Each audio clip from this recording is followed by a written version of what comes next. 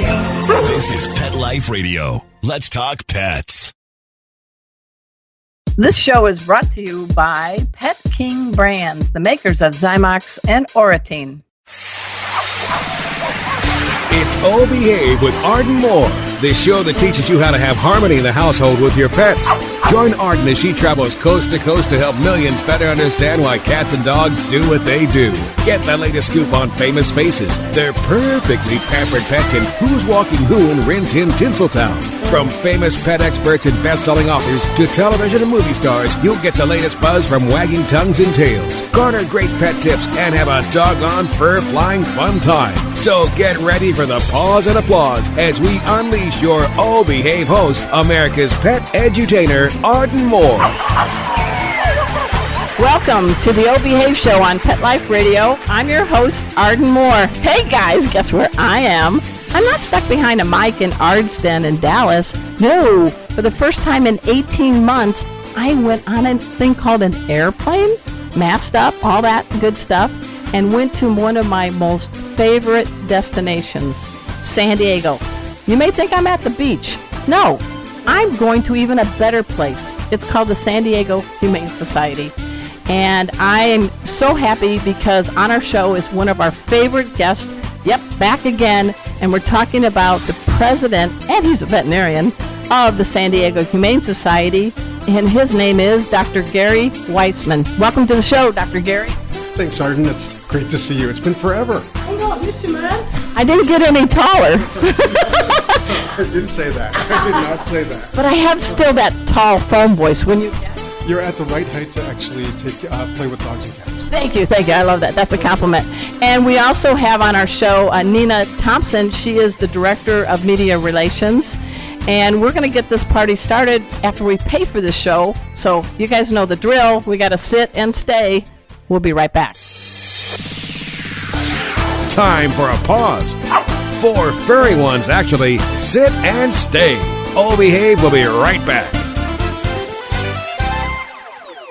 Hey, Pet Pals, Arden Moore here with some great news. When you plan to travel with your pup or treat them to fun times outdoors, our friends at Carlson Pet Products have must-have products. Carlson Pet Products offers an array of pet pens. They're lightweight, foldable, and tucked nicely in a carry bag for storage. You can also add an attachable canopy to create a shaded outdoor oasis for your dog. Nice. So dash over to carlsonpetproducts.com today and pick the perfect pet pen for your canine pal. Get 25% off your order plus free shipping using the promo code PETLIFE at carlsonpetproducts.com. Let's talk pets on PetLifeRadio.com. Oh Behave is back with more tail-wagging ways to achieve harmony in the household with your pets. Now back to your fetching host, America's pet edutainer, Arden Moore. Welcome back to the Oh Behave Show on Pet Life Radio. I'm your host, Arden Moore. All right, I have a BFF at home and a BF. The BF answers to the name Kona, as an ice cream Kona, a terrier mix. And my BFF answers to the name Casey. That stands for Best Feline Friend, because Casey is a ginger boy who hails from the San Diego Humane Society, and he is my first ginger boy. And since I adopted him nearly 7 years ago, he has gotten the training to be a certified therapy pet, and he rocks it as pet safety cat Casey. He teaches with Kona our veterinarian-approved pet first aid classes. So he's an alum, not a rescue, of San Diego Humane Society. We're going to get right into all the good things that the San Diego Humane Society is doing with the top dog. We're talking Dr. Gary Weitzman. So what do you think? You've got a cat named Casey that's helping spread the word. Yeah, Casey's a great ambassador. It's wonderful. We didn't want Casey to leave Southern California, though. And then you went up and catnapped him and took him to Dallas. But that's okay. Spreading the good word there. Yeah, it's kind of family thing. But I haven't been here for a few years. And I'm like, buildings are popping up like hotels on, a Monopoly board. So tell us, you've got some amazing new things in just the last few years. Nina took us on an amazing tour of the Amazing kitten. new thing here too. Yeah. Nina's been here for what, 3? Yeah. 3 years now, yeah. Yeah. So we're lucky to have her. You are getting close to your 10-year Yeah, anniversary? next year, I think you're calling me old. No, I'm calling you a decade of dynamite. Oh, thank you. Okay, alliteration too.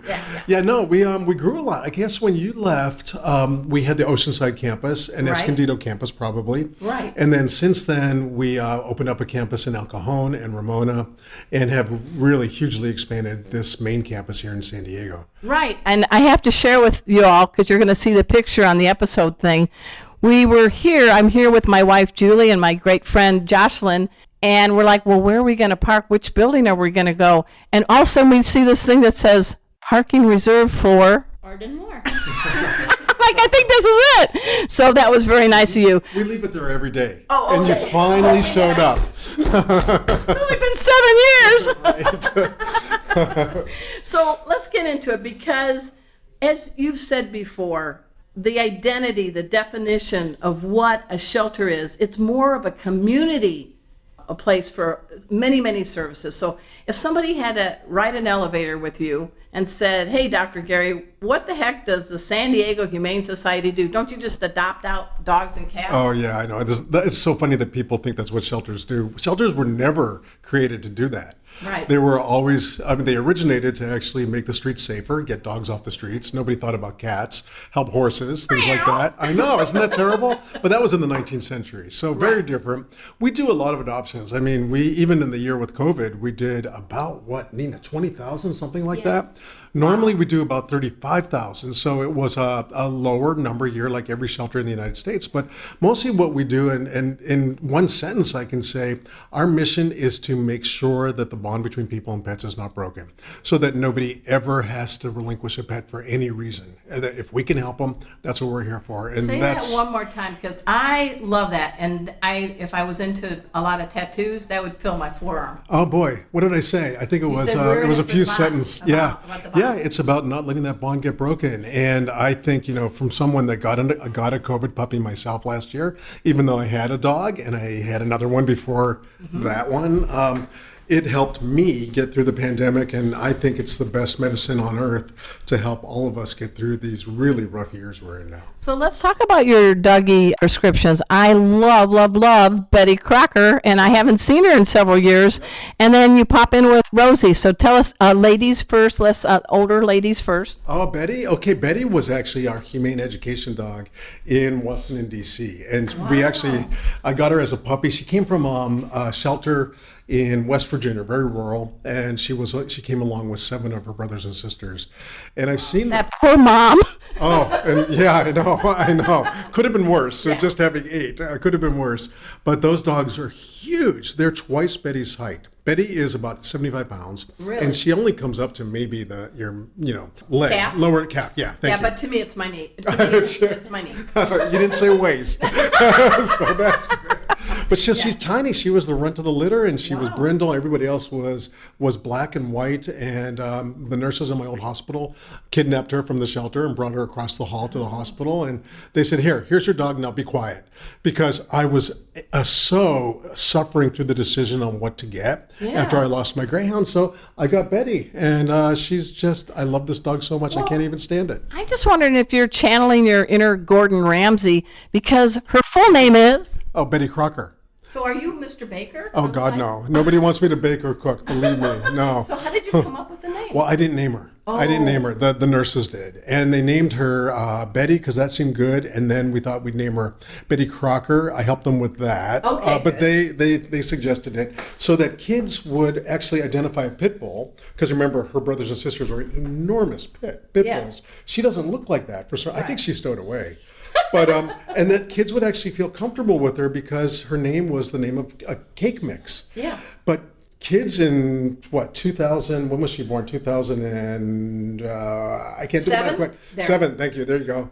I used to be a sports writer, so I have to think math real quick. There you go. I should know when my kids are born. But yeah, 2007, she was actually a time where kids didn't know what Betty Crocker was anymore. So it actually totally backfired. So we needed something with a rapper's name or something else to make her happy and make them happy. But they loved her. Everybody loved her. She was a really good ambassador. And then she grew up and she ended up to be this beautiful, fat, lumpy, striped thing that did not resemble a pit bull or a lab or anything else. But I think she's a canine cocktail. she's a cocktail. Yeah. Yep, she is. Well, the thing I like about you, Dr. Gary, is that you were trying to champion for all pets. And I remember when you first came here, you created the unbelievable Pit Bull Beauty Contest. Oh, you remember that? Yeah, and you invited me to be a, quote, celebrity judge with some others. And these dogs were more accessorized than I am, that knew how to put on they had little painted nails. Oh, some of them did. But it was all about... I regret that. Yeah, that's... But tell us, so you're happy kind about of, that. pitties used to be, back in the day, they were protected kids. And so I really liked that you were very imaginative and broke out of the box, I guess. Yeah, I can't take credit for that. That was completely our communications department. Good. But I can take credit for my own feelings of really wanting to support the pit bull, breed, such as it is. Right. Because they are a They complex were breed. nanny dogs, that's the word. They were the nanny dog, yeah. Yeah. And they're wonderful dogs, and we know that. All of us knowing dogs know that, but not the whole public doesn't know it. And while we never thought that everybody would want to necessarily have a pit bull, we really wanted to at least show them in what we knew they are. They're big-hearted, happy dogs that absolutely love people. Well, my friend and former neighbor, Jocelyn Shannon, got her pitty mix from the San Diego Humane Society and Oceanside, Stella. Stella, that's a great name for a pit. And Stella was a great dog, and Stan the man was the poodle mix, so we had Stanley and Stella. Oh, are you kidding? Really? And I played Blanche one day. And she played Blanche. But this is what I like. I think the secret to success is, I wish we could get rid of some phrases. So I'm going to just ask you. The word rescue.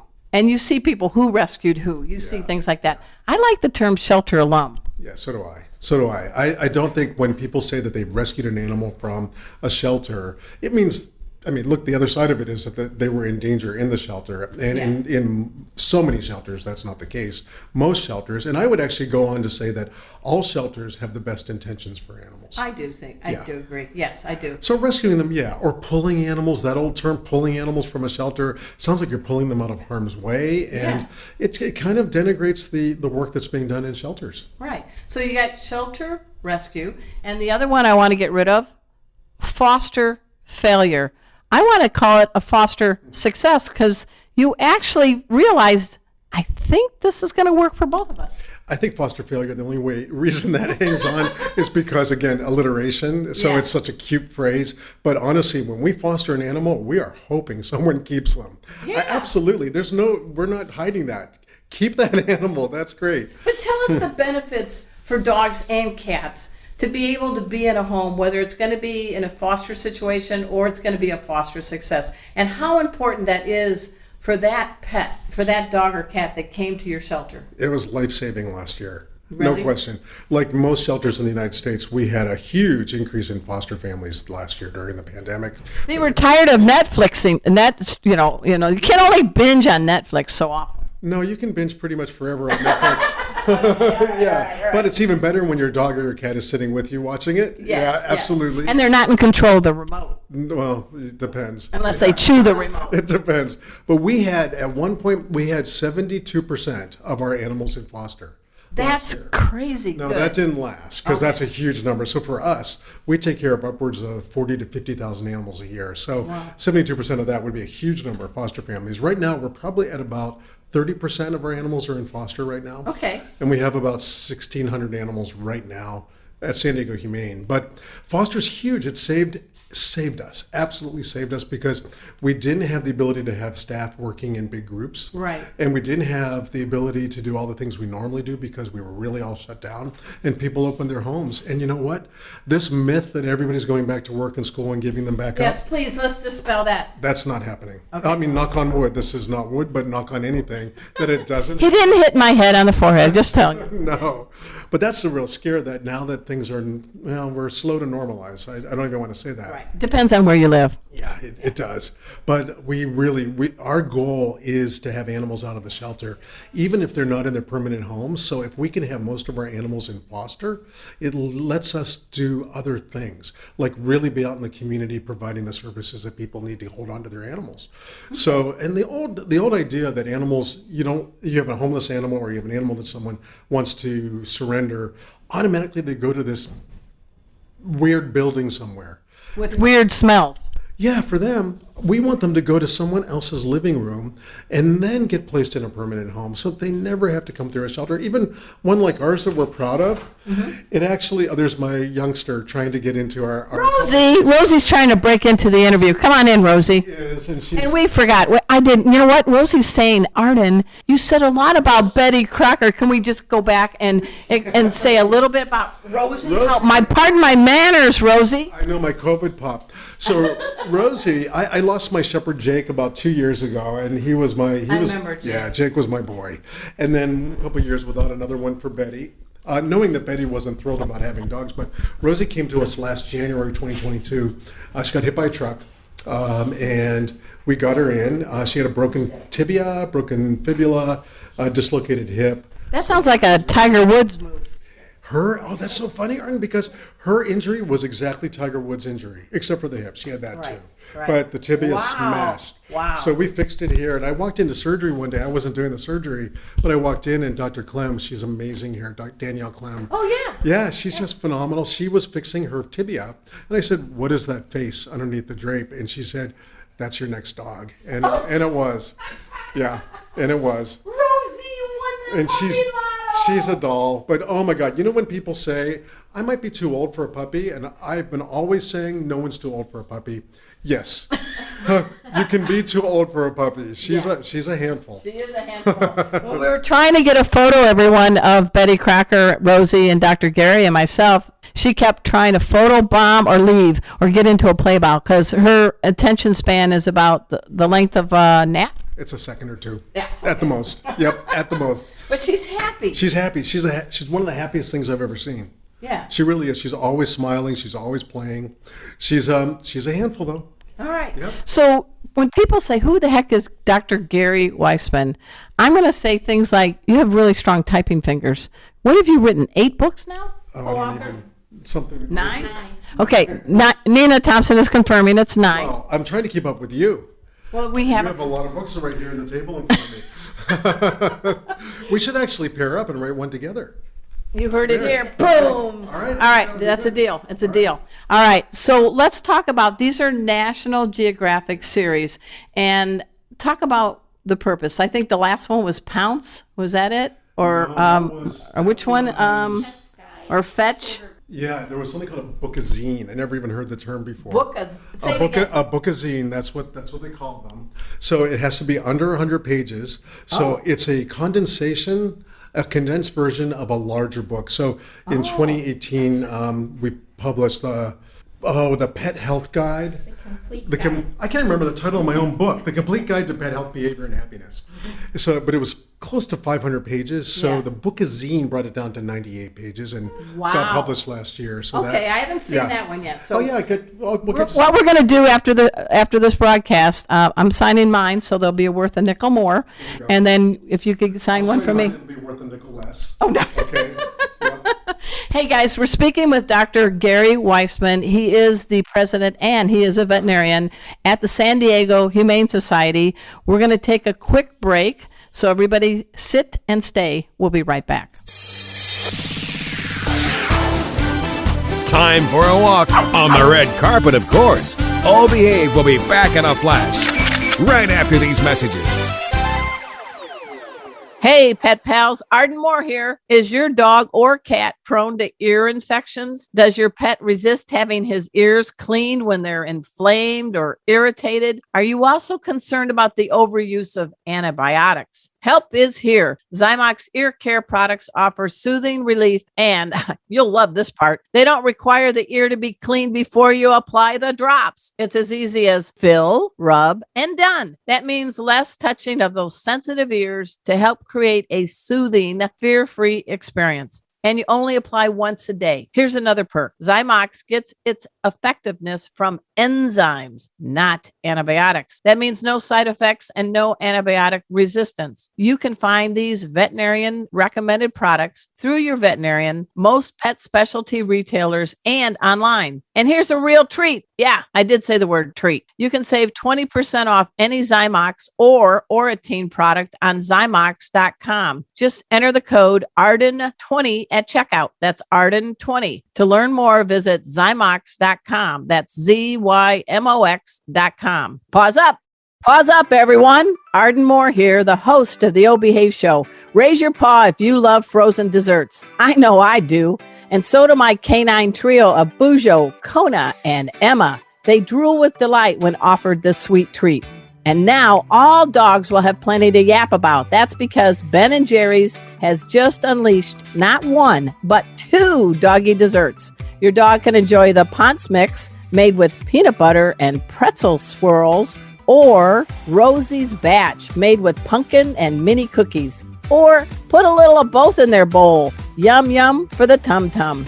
Now, when you treat yourself to a bowl of your favorite Ben & Jerry's ice cream, mine is the classic Cherry Garcia, your dogs can enjoy the Ponce Mix or Rosie's Batch or a blend of both. Do you know what time it is? Why, it's Ben & Jerry's time. I see happy Bujo, Kona, and Emma heading my way. Check out the Ben & Jerry's doggy desserts at benjerry.com. That's BenJerry.com. Pause up. Let's talk pets Let's talk pets on Pet Life Radio. Pet Life Radio. PetLifeRadio.com. Hey, this is Katherine Heigl, and you are listening to Miss Arden Moore on O Behave on Pet Life Radio. Tune in for more fantastic ideas and tips for your dogs and cats and pets. We're back from the lot. Just checked the paper and we had a record showing at the box. The letterbox, that is. Now back to O Behave. Here's Arden. Welcome back to the O Behave Show on Pet Life Radio. I'm your host, Arden Moore, and I got one of the coolest veterinarians on the planet, and he is Dr. Gary Weitzman.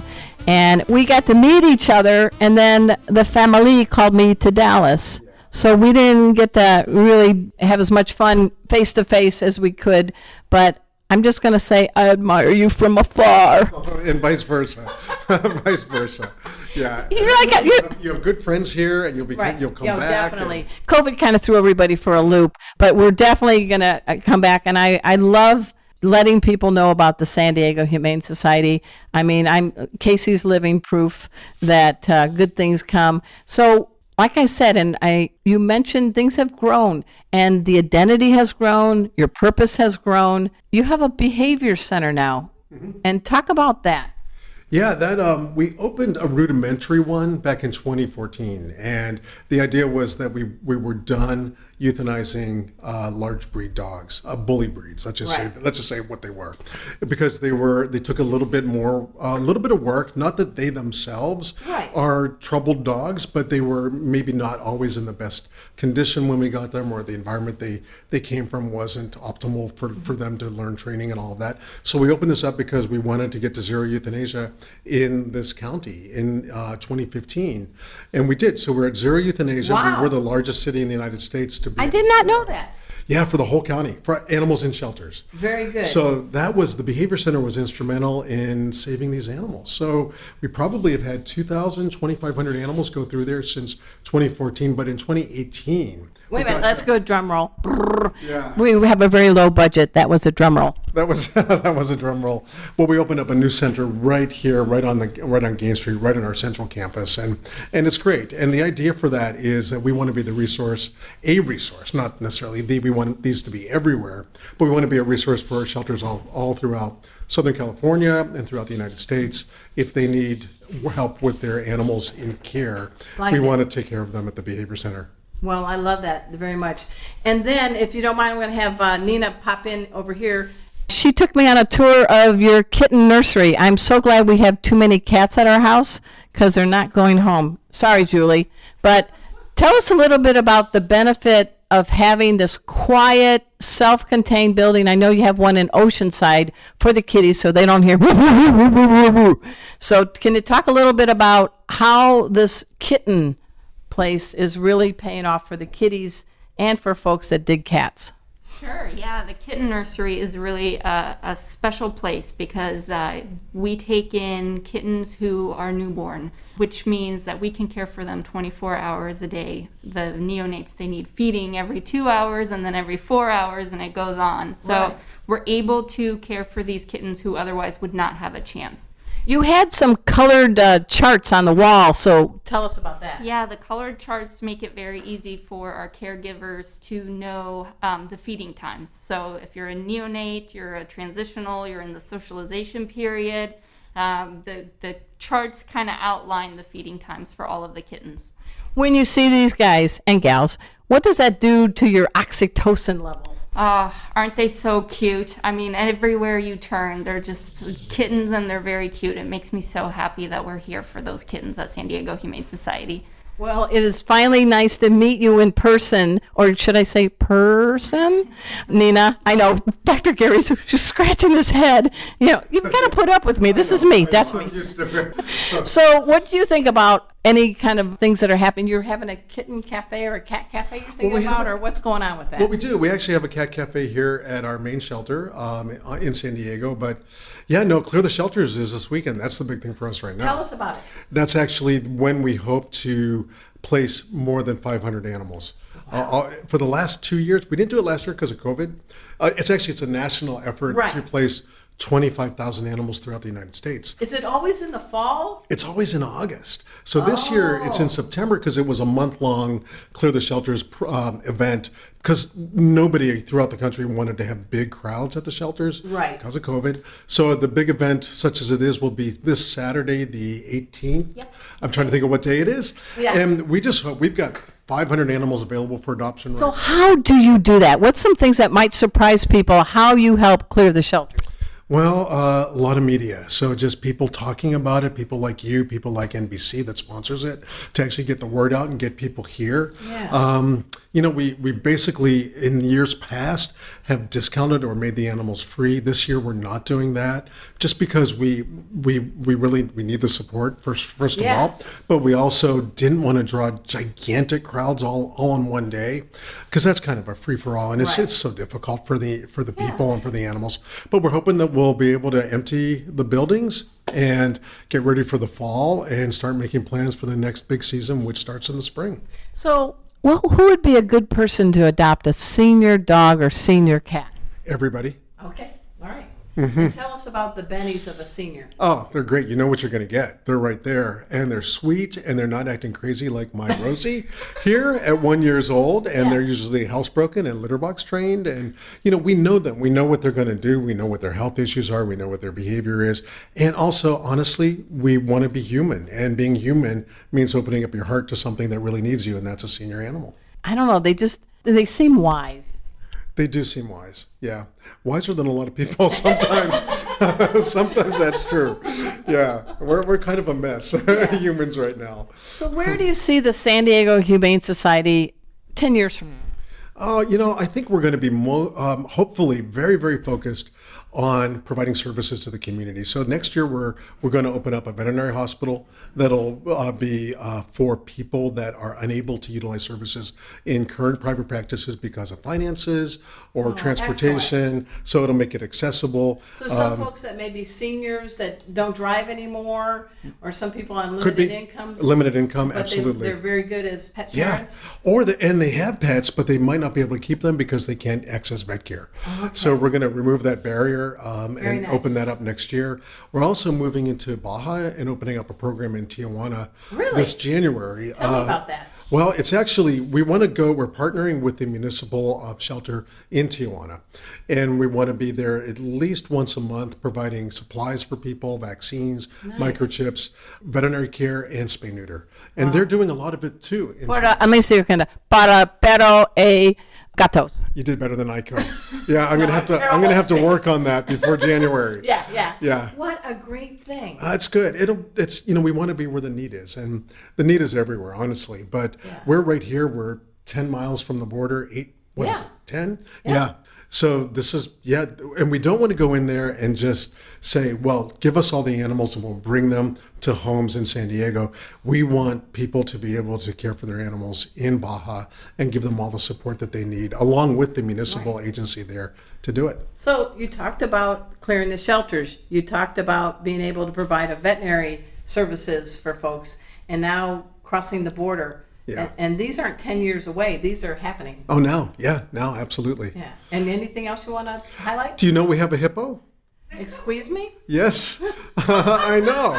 That's always a good one to end on. Yeah, we have yeah. a 43-year-old, 47. I can't even keep up. Is the hippo here? She is not. She's in Ramona, up at our Project Wildlife campus. Is she in a spa or something in Ramona? Her own spa. She is in a spa. She has a pool. And What's up with it? What's the hippo's name? Her name is Hannah Shirley. And Shirley. So she has a middle name. She has, I think it's one of those hyphenated names. Oh, excuse me. I don't know. She's a Southerner. Oh, okay. She's a Southerner. How did you get... Well, we got her out of someone's yard in Escondido. Are you kidding me? In 2002. And actually, our campus director up there, Andy Blue, was with the San Diego Zoo for many decades. Right. And he actually was there to rescue that, and that was a rescue, to rescue that hippo out of that yard in Escondido. The hippo got too big, which one would think you would know that was going to happen. Right. But the hippo got too big and ended up in Ramona. And then we acquired the Ramona facility in November or September last year. I can't remember. It's all last year was a blur for everybody. Right. But last year, and so we have that hippo up there and taking good care of her. Have you met the hippo? Oh yeah. Okay. Yeah. Do you guys bond? Well, it's hard to know. I bonded with her. I don't know if she bonded with me. But we have black bears. We have one black bear up there. Wow. Lots of animals. Please tell me that the bear's name isn't Boo Boo. It's Benji. Oh, Benji. Yeah. Okay. It's close to Boo Boo, isn't it? Close. Yeah. So when you're not helping people help pets, what is something that might surprise people about you that you love to do, or maybe, when you just need a break? That's a good question. Well, I don't know. I don't need a break. Okay. This is a passion. This is not a job. No, not at all. Well, there's days. There are days. Okay, let's be honest. There are days. There are days. No, I think that the biggest thing really is to live somewhere where you can do things that feed your soul, but also you're surrounded by good people to do that. Yeah, you've got a pretty good team. Really good. We've got Nina right here, and I got to tell you, Nina, you rock. I wouldn't mind traveling, and Nina's from Sweden, so one day I want to go to. I've been to Stockholm once for a minute, but I want to go, and I want Nina to tell me where to go visit. My grandma was Swedish. Oh, yeah? Yeah, and my other grandma was half Indian, so this is what happened. Okay. Yep. Just go in the summer. Go in the summer, Nina says. Everybody go in the summer in Sweden. Hopefully we all can travel even more 2022. Hey, guys. We want you to learn more about all the great things that are happening here at the San Diego Humane Society. So you want to go ahead and give that website? Sure, sdhumane.org. sdhumane.org. This is not the last time we're going to have him on the show. I am very, very happy to be here. I feel like a Labrador puppy dog. Oh, that's great. Your tail's been wagging the whole time. So good. So, hey, everybody. Also, I want to be a big shout out to Mark Winter. He is the executive producer of Pet Life Radio. I call him the surgeon of sound. Yeah, he's the producer of each and every show on the Pet Life Radio Network. As you know, is the #1 pet podcast on the planet. Hop, hop, hop with the peas. And humbly, this show now is the longest continuously running pet podcast. We've been on the air since 2007. So I'm kind of hard to get rid of. That's not a bad thing. So, hey, everybody, check out ardenmoore.com if you would. And until next time, this is your flea-free host, Arden Moore, delivering just 2 words to all you 2, 3, and 4-leggers out there. Oh, behave. Coast to coast and around the world, it's All Behave with Arden Moore. Find out why cats and dogs do the things they do and get the latest buzz from wagging tongues and tails in Rin Tin Tinseltown. From famous pet experts and best-selling authors to television and movie stars, you'll get great tail-wagging pet tips and have a fur-flying fun time. All Behave with America's pet edutainer, Arden Moore. Every week on demand, only on PetLifeRadio.com.